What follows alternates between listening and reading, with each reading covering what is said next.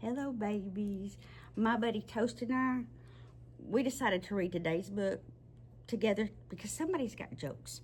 Now, my bud Toasty here is fixing to shed, so normally I would never get him out when he's ready to shed, but his eyeballs are pretty clear, and he was really wanting to read today's book because somebody's got jokes. And while he may be a Swiftie, I am not a Swiftie, and I actually said yesterday that I would never read this book. Somebody put it on my car this morning, along with a pumpkin spice latte that I also said I would not consume. And do you know that I did drink all of that? Because somebody went to the trouble to get it for me before I left my house at 7 this morning with the Taylor Swift little golden book that I love, that I said I would not read. But my friend Toast, who is a Swiftie, you know, he's a ball python, he said we're going to read it. So Mimzie's going to read it for whoever out there is a Swiftie fan. So I do love a good little golden book. And I don't even mind the autobiography or biography series. I like the Dolly Parton one. I'm a big fan. And the Betty White one. There's some good ones out there. And I haven't read the Willie Nelson one. But anyway, we're going to read Taylor Swift. And this hand is very busy. So we're going to have to work together. Me and you and Toast, we're going to have to coordinate our efforts to get this read. You ready, homie? He said he ready. All right. Oh, look at the little ballerina. I guess that's Taylor as a ballerina. So it was all over social media yesterday because she's getting married, and it was the same day they released the pumpkin spice at Starbucks, and Mimzie doesn't care about any of that stuff. And here we are. I drink a latte, a pumpkin spice one, no, frappuccino, and now this. We're going to do it, and it'll be okay. Taylor Allison Swift was born on December 13th, 1989 in West Reading, Pennsylvania. Dude, that was 2 years after I graduated from high school, or a year and a half, actually. Her parents named her after James Taylor, a famous musician. I did not actually even know that. Ugh. Dude, you're going to sit on my shoulder so we can read this better? I need both hands to hold my book. That is a pretty picture. You know, Mimzie does love a good beach. A lot of love surrounded Taylor and her little brother, Austin. The Swifts did many activities as a family. They spent time reading books, visiting new places, and having fun outside. Now, Mimzie's on board with all that. Those are my favorite things. Absolutely my favorite things. What do you think, homie? Where'd you go? He said he needs a snacky snack. We don't get snacky snacks when we're in the middle of a shed. Christmas was one of Taylor's favorite holidays, and what made the holiday season even more exciting was that her family lived on a Christmas tree farm. I really love Christmas. I wish it was all year round. Everyone pitched in at Christmas time. Taylor's dad mowed the fields on his tractor. Taylor's job? Picking praying mantis egg pods off the trees. Excuse me. Sorry. Praying mantis, that grosses me out, and not a lot. If you know Mimzie, there is literally not a lot. Clearly, there's not a lot that grosses me out, but larvae, eggs, those things, those are the lowest of the low on my list. We're going to prop him up right there. Here we go. That way you can see the pictures. The Swifts didn't want anyone to get a buggy surprise on Christmas morning. Well, I do appreciate that. Can you imagine your Christmas tree being full of praying mantises? No. Only thing worse than that would be stick bugs. Ugh. Ugh. I'm not scared of bugs. I don't hate bugs. I just don't love some of the bugs. As a kid, Taylor tried lots of different things. She rode horses, she acted in plays, she wrote poetry, but when she learned how to play the guitar, she knew she had found her passion. I like to ride horses. I have a banjo, and it's on my bucket list to learn how to play the banjo. I have plans. I'm going to learn. When Taylor has a goal, nothing stops her. She was a big fan of country superstar Faith Hill and Shania Twain, and she discovered that both musicians had started their careers in Nashville, Tennessee. I have recently been in Nashville, Tennessee.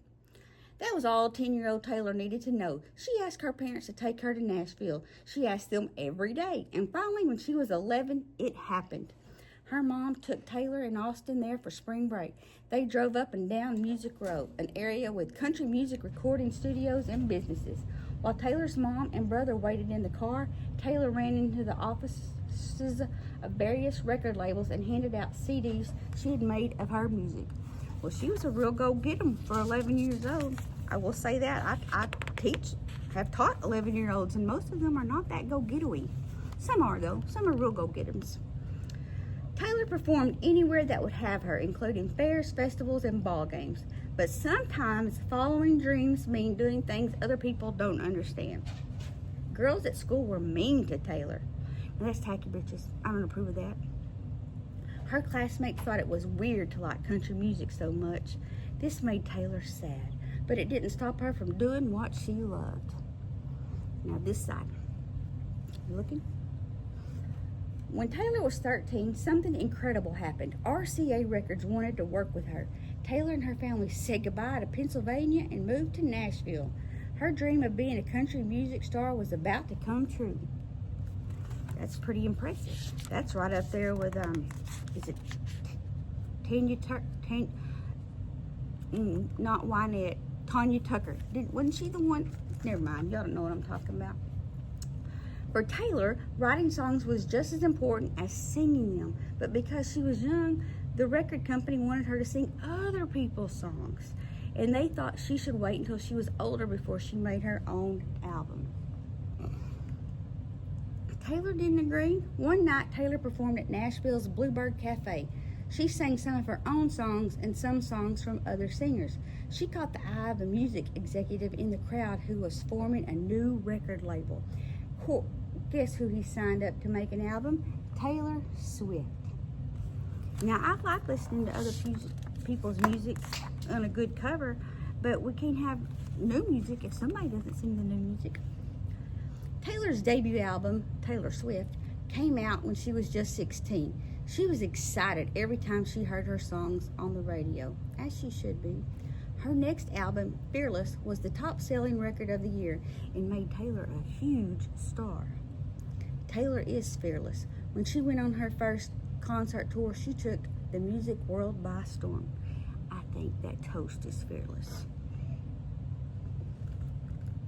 One of Taylor's biggest strengths is storytelling. Her songs tell stories that many people can relate to. About all those boys she dated. Minding my business. Taylor wrote all the songs on her third album, Speak Now. Listening to a Taylor Swift album is like hearing her diary being sung out loud. And girl, you don't have to tell everything. It is okay to keep some stuff to yourself. We don't all need to know your business of every little thing. We don't. The world, never mind. I digress. Many of Taylor's songs are inspired by her life, like The Best Day, a song about growing up in a loving family and having a supportive mom.